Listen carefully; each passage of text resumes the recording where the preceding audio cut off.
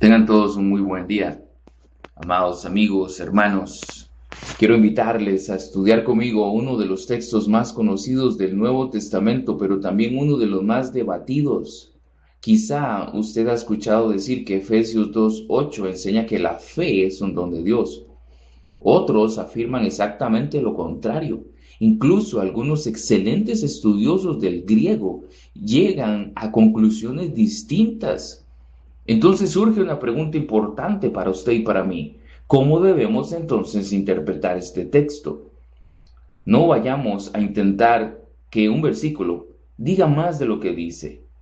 Mejor dejemos que Efesios hable y cuando Efesios habla, entonces dejemos que el resto de la Biblia complete el cuadro. Y creo que este pasaje nos va a enseñar una lección muy valiosa, porque no solamente es acerca de la salvación, también es acerca de cómo debemos interpretar toda la Biblia.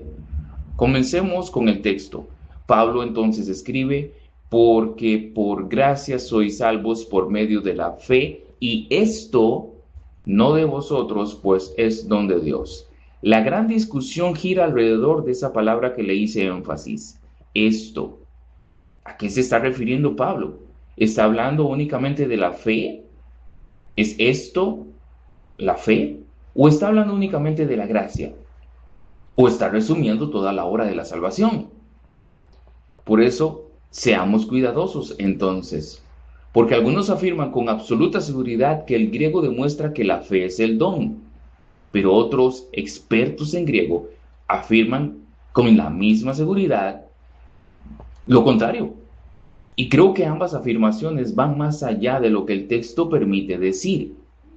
¿Qué puede decir realmente la gramática? La gramática nos ayuda muchísimo, pero también tiene límites. Los mejores gramáticos reconocen que la palabra esto no apunta de manera exclusiva a la palabra fe, tampoco apunta exclusivamente a la palabra gracia. Lo más natural es entender que resume toda la idea anterior, es decir, la salvación por gracia mediante la fe. Todo ese acontecimiento salvífico procede de Dios. Hasta aquí la gramática nos da un fundamento sólido, pero la gramática por sí sola no responde completamente la pregunta sobre el origen de la fe. Y reconocer ese límite no debilita nuestra confianza en la Biblia, al contrario, demuestra que queremos ser fieles al texto y no hacerle decir más de lo que dice. Entonces, ¿cómo resolvemos la cuestión? Aquí encontramos uno de los principios más importantes de interpretación bíblica que muy buenos teólogos le han llamado la analogía de la fe. Lo que quiere decir esto es que la escritura interpreta la escritura. Los pasajes más claros iluminan aquellos cuya interpretación admite más de una posibilidad. En otras palabras, no construimos una doctrina sobre un versículo aislado. Escuchemos el testimonio completo de la palabra de Dios y cuando hacemos eso, el panorama comienza a aclararse. Escuchemos el resto del Nuevo Testamento, por favor. En la carta a los Filipenses, Pablo escribe, porque a vosotros os es concedido a causa de Cristo, no solo que creáis en Él, sino también que padezcáis por Él.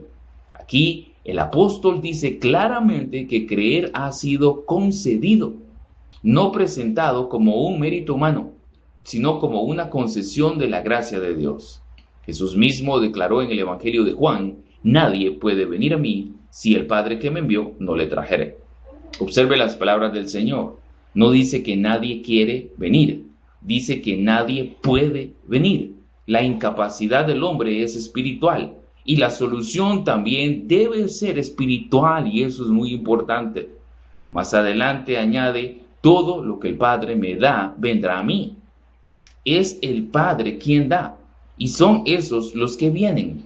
En el libro de los Hechos leemos, creyeron todos los que estaban ordenados para vida eterna. No dice que fueron ordenados porque creyeron. El orden es exactamente inverso. Y el autor a la carta de los Hebreos llama a Jesucristo el autor y consumador de la fe. Toda esta evidencia comienza a formar un cuadro coherente. Volvamos ahora a Efesios.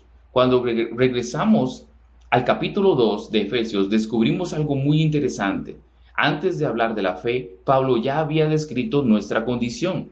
Dice que estábamos muertos en delitos y pecados, no parcialmente vivos, no simplemente debilitados, muertos. Después afirma, Dios nos dio vida, Dios nos resucitó, Dios nos sentó juntamente con Cristo. En todo el pasaje, Dios es el sujeto de la acción. Él es el que da vida eterna, Él resucita, Él salva. Por eso, resulta completamente natural entender que incluso la respuesta de fe pertenece a esa gran obra de gracia. No porque una sola palabra del versículo obligue a esa conclusión, sino porque todo el argumento de Pablo apunta a esa dirección. Una importante diferencia aquí, quiero hacer una distinción que considero muy importante. Como pastores y maestros de la Biblia, no necesitamos exagerar nuestros argumentos para defender una doctrina verdadera. Podemos decir con toda tranquilidad, la gramática de Efesios 2 por sí sola no resuelve definitivamente toda la discusión, pero el conjunto de la revelación bíblica sí nos conduce a comprender que la fe mediante la cual abrazamos a Cristo es fruto de la gracia soberana de Dios. Esa diferencia es importante. Nuestra convicción no descansa sobre una construcción gramatical aislada, descansa sobre toda la enseñanza de las Escrituras. ¿Por qué esto es tan importante? Porque la gloria de la salvación pertenece exclusivamente a Dios. Si alguien pregunta qué fue lo que finalmente hizo la diferencia entre el creyente y el incrédulo en aquel mensaje evangelístico en el parque, la respuesta del Evangelio nunca es el creyente era más sabio, él fue más sensible, él fue más humilde. No, la respuesta siempre termina en Dios. Él tuvo misericordia, Él llamó, Él dio vida, Él abrió el corazón como lo hizo con Lidia, la vendedora de púrpura. Él sostuvo la fe. Y por eso Pablo concluye, no por obras para que nadie se gloríe. La salvación entera es un monumento a la gracia de Dios. Quizá usted esté escuchando este mensaje y piense, entonces, ¿qué debo hacer? La respuesta de la Biblia sigue siendo la misma, querido amigo. Arrepiéntase, crea en el Señor Jesucristo, venga a Él. Todo aquel que viene a Cristo es recibido. Nadie será rechazado. Y cuando un pecador llega a los pies del Salvador, descubre con gozo que desde el principio hasta el final fue Dios quien obró en él para que toda la gloria perteneciera únicamente al Señor. Que Dios nos conceda estudiar su palabra con reverencia, con humildad y con la firme convicción de que la mejor intérprete de la Escritura es la misma Escritura. Que el Señor añada bendición a su palabra, que solo a Él sea la gloria.